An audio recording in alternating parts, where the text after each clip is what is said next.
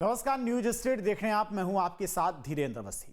किश्तवाड़ का जख्म अभी भरा भी नहीं था कि अब कठुआ में बादलों ने कोहराम मचा दिया है।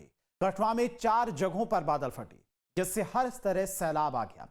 कई घर मलबे में दब गए और चारों तरफ चीख पुकार सुनाई दे रही है। देखिए रिपोर्ट। जम्मू कश्मीर में कुदरत ने फिर मचाया हाहाकार। पहले किश्तवाड़, अब कठुआ में तबाही, बादल फाड़।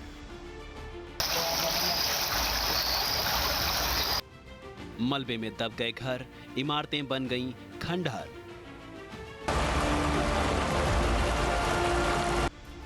किश्तवाड़ का जख्म अभी भरा भी नहीं था कि अब कठुआ में कुदरत ने कहर बरपा दिया। सुबह सुबह बादलों ने रौद्र रूप दिखाया और कठुआ की 4 जगहों पर तबाही बनकर टूट गए। जोत घाटी, चंद्रह भेड़, बगरा जंगलोट और दिलवान हटली लखनपुर में बादल फटने से भारी तबाही हुई। इन चारों इलाकों में हर तरफ सैलाब ही सैलाब दिख रहा है। कठुआ की ऊबड़ खाबड़ जमीन पर बसी जोत घाटी अब पूरी तरह से अलग थलग पड़ चुकी है। किश्तवाड़ के पाडर के चसोटी में बादल फटने की घटना के बाद सैकड़ों की तादाद में जो लोग थे वो जो सैलाब आया उसकी चपेट में यहाँ पर आ गए। लेकिन जो चसोटी में ये घटना हुई, क्या इस घटना को रोका जा सकता था?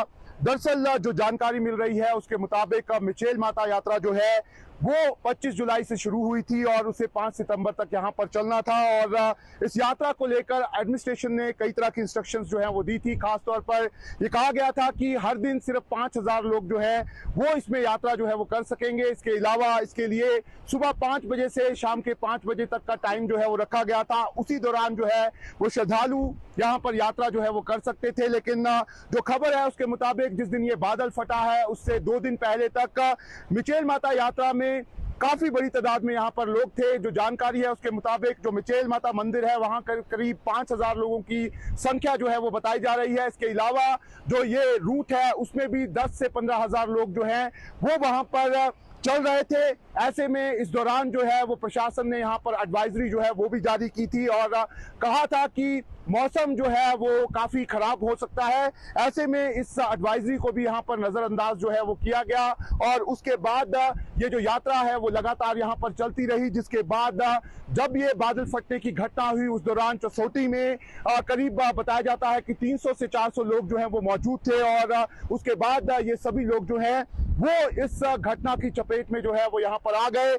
ऐसे में अब जो जम्मू कश्मीर के चीफ सेक्रेटरी हैं उन्होंने अब कहा है कि वो इस मामले में जांच जो है वो यहाँ पर करेंगे। यात्रा की समीक्षा जो है वो यहाँ पर की जाएगी और आने वाले सालों में अब जो यहाँ पर नियम बनाए जाएंगे उनको सख्ती से यहाँ पर लागू किया जाएगा। ऐसे में साफ तौर पर जो चसोटी में यहाँ पर घटना हुई है, इस तरह की घटनाएं जो हैं उनको रोकने के लिए यहाँ पर कई तरह के कदम जो हैं वो उठाए जा सकते हैं। ऐसे में देखना होगा कि जम्मू कश्मीर प्रशासन आने वाली यात्राओं में किस तरीके के कदम जो है वो उठाता है। जोत घाटी में कई घर मलबे में दब गए हैं, जिनमें कई लोगों की मौत की खबर है। वहीं कई लोग घायल भी हैं। बड़े पैमाने पर नुकसान की खबर है। तस्वीरों में आप देख सकते हैं कि किस तरह पानी और कीचड़ ने घर को जमींदोज कर दिया, जिससे कई लोग मलबे में दब गए। इसके बाद स्थानीय लोगों की मदद से रेस्क्यू ऑपरेशन चलाया गया। इस मलबे में एक लड़की भी दबी हुई मिली, जिसे स्थानीय लोगों ने तेजी के साथ बाहर निकाल लिया।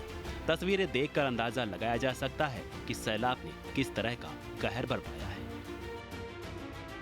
पाडर के चसोटी में शुरू हुआ ऑपरेशन अभी भी लगातार जारी है और अब यहाँ पर एडमिनिस्ट्रेशन जो है उसने युद्ध स्तर पर इस ऑपरेशन को यहाँ पर शुरू कर दिया है। और जो बादल फटा था उसके बाद जो मलबा आया था उसमें बड़े बड़े बोल्डर्स जो हैं वो यहाँ पर आए थे। ऐसे में आप देख सकते हैं कि जो अब यहाँ पर मशीन्स आई हैं उसके जरिए इन बोल्डर्स को जो है वो यहाँ पर तोड़ा जा रहा है। लेकिन ये जो आप बोल्डर सामने देख रहे हैं, बताया जा रहा है कि इसी बोल्डर के नीचे यहाँ पर जो मंदिर थे वो यहाँ पर दब गए थे और इसी बोल्डर के नीचे यहाँ पर जो लंगर है वो लगा हुआ था। ऐसे में सबसे ज्यादा आशंका यहाँ पर एडमिनिस्ट्रेशन और जो लोग हैं उनको यही है कि इसके नीचे बहुत से लोग जो हैं वो यहाँ पर दबे हो सकते हैं। ऐसे में इसीलिए अब लगातार ये जो पत्थर हैं इनको तोड़ने का काम यहाँ पर चल रहा है और एनडीआरएफ की टीम आप देख सकते हैं कि ये लगातार इंतजार कर रही है कि यहाँ पर पत्थर तोड़े जाएं, जिसके बाद ये यहाँ पर देख सके कि यहाँ पर लोग जो हैं वो दबे तो नहीं हुए हैं, लेकिन एक बड़ा रेस्क्यू ऑपरेशन इस समय यहाँ पर चल रहा है। ये जो बड़े बड़े बोल्डर्स हैं इनको तोड़ने की कोशिश जो है वो की जा रही है। मिचेल माता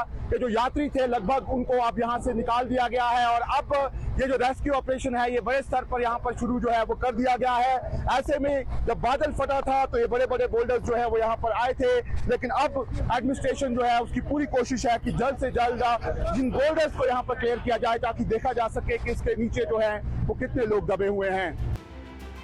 तस्वीरों में आप देख सकते हैं कि पूरा इलाका किस तरह जलमग्न हो चुका है। हर तरफ पानी ही पानी नजर आ रहा है। ये तस्वीरें कठुआ पुलिस स्टेशन के बाहर की हैं, जहां की सड़क समंदर में तब्दील हो चुकी है। सड़क किनारे खड़ी तमाम कारें पानी में डूबी हुई दिख रही हैं। वहीं थाने के अंदर भी मंजर भयानक है। सैलाब का पानी पुलिस स्टेशन के अंदर जा पहुंचा है। पुलिस स्टेशन का हर कमरा पानी से लबालब है। यहाँ तक कि थाना प्रभारी के ऑफिस तक में भी पानी दस्तक दे चुका है। सड़कों पर पानी की रफ्तार भी ऐसी है जैसे सब कुछ अपने साथ बहा कर ले जाएगी। बादल के जसोटी में इस समय एडमिनिस्ट्रेशन जो है वो युद्ध स्तर पर यहाँ पर रेस्क्यू ऑपरेशन चला रही है और खुद जम्मू कश्मीर के चीफ सेक्रेटरी अतुल डुल्लू साहब यहाँ पर पहुंचे हैं। सर, मैं देख रहा हूँ पहले तो 3 दिनों से लगातार ऑपरेशन चल रहा है, लेकिन आज बहुत तेजी देखी जा रही है।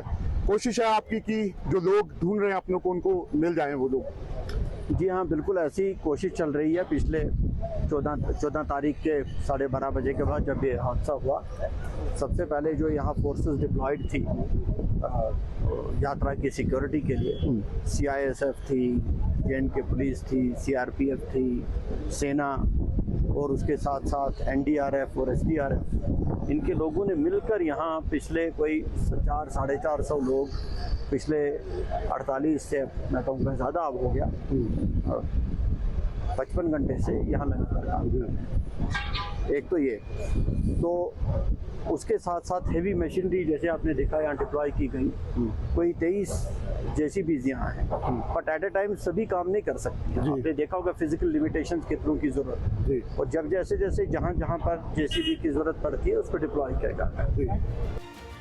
सैलाब ने नेशनल हाईवे को भी भारी नुकसान पहुंचाया है। सड़कें कई जगह से टूट गई हैं, यहाँ तक कि रेल पटरियां भी पानी में डूब गई। जैसे जैसे वक्त गुजर रहा है वहां से भयावह तस्वीरें भी सामने आने लगी। कठुआ की उज नदी भी उफान पर है। पानी की उफनती लहरें खौफनाक रूप दिखा रही हैं। ऐसा लगता है कि ये लहरें किनारों को तोड़कर घरों को डुबोने के लिए बेताब हैं। लोगों को जलाशयों से दूर रहने को कहा गया है।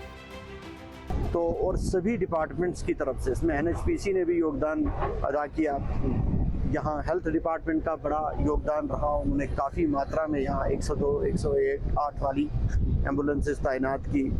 तो कुल मिलाकर यहाँ से लगभग 116 लोगों को पिछले 2 दिन में जीवित निकाला गया और उसमें से लगभग 60 लोग गवर्नमेंट मेडिकल कॉलेज जम्मू में और बाकी जो लोग थे उनको माइनर चोटें लगी थी और उनको फर्स्ट एड ट्रीटमेंट देने के बाद उनको डिस्चार्ज किया गया। अब